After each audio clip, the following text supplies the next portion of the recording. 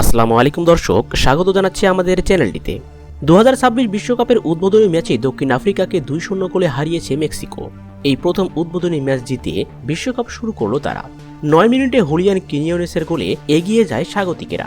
67 মিনিটে ব্যবধান দ্বিগুণ করেন রাউল হিমেনেজ। শুরুর ম্যাচে 3টি লাল কার্ডের ব্যবহার করেছেন রেফারি। দুই দলের ফুটবলারই লাল কার্ড দেখেছেন। শুরু থেকেই বেশ আক্রমণাত্মক ছিল মেক্সিকো।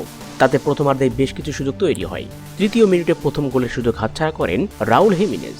তার বাঁ পায়ের জোরালো শট ঠেকিয়ে দেন আফ্রিকান গোলকিপার রোনেন উইলিয়ামস।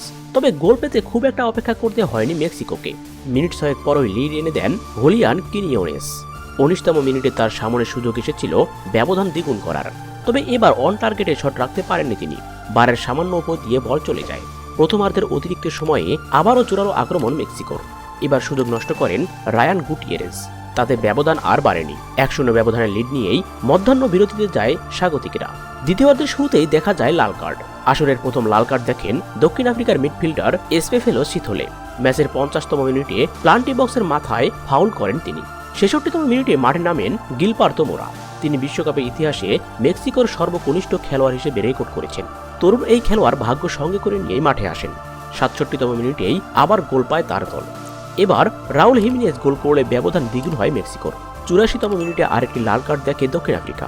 এবার আক্রমণ করতে গিয়ে মেক্সিকোর খেলোয়াড়কে ফেলে দিয়ে লাল কার্ড দেখেন মিডফিল্ডার থেম্বা জেওয়ানে। এরপর যোগ করার সময় লাল কার্ড দেখেছেন মেক্সিকোর সেদার মন্তেস। তো দর্শক, এই ছিল আমাদের হাতে থাকা সর্বশেষ খেলার আপডেট। পরবর্তী আপডেট সবার আগে পেতে চ্যানেলটিকে সাবস্ক্রাইব করে সাথেই থাকুন। ধন্যবাদ।